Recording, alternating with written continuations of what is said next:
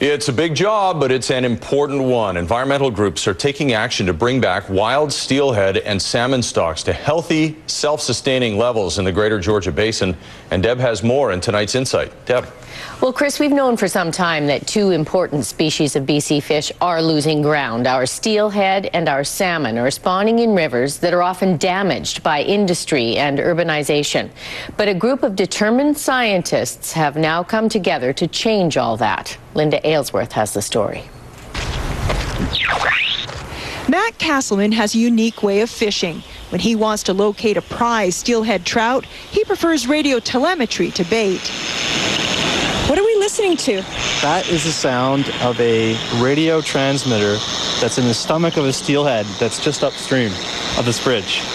Up to 40 steelhead are tagged each year in North Vancouver's Seymour River.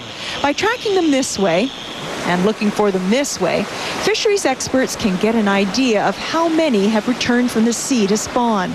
It's part of the Georgia Basin Steelhead Recovery Action Plan.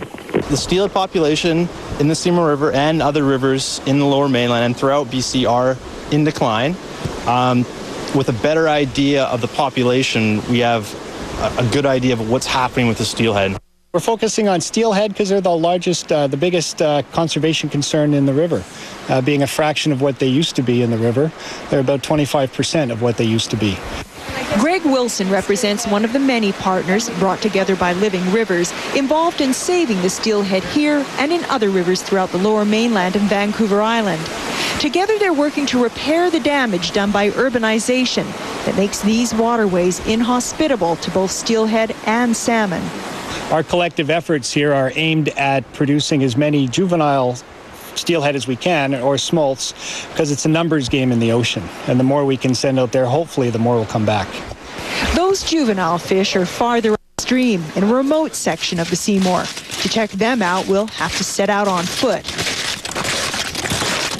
Fisheries technicians come to this and other steelhead-producing rivers every winter to set traps by the logs they've placed in the water during previous visits. They are places where the young fish can seek refuge from floodwaters and predators. We like to catch them to be able to enumerate them, to have an idea of how effective these structures are working, because they are vital winter habitat. Okay, well, I see ages 1, 2, possibly 3s. A bunch of those will smolt this spring and head off to the ocean.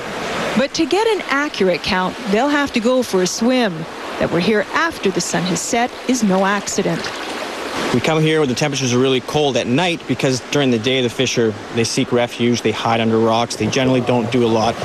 On this night, they had no trouble finding plenty of juvenile steelhead and coho salmon. It's an encouraging sign, but there's still much work to be done, both here and in the ocean, where the majority of these fish will meet an untimely end.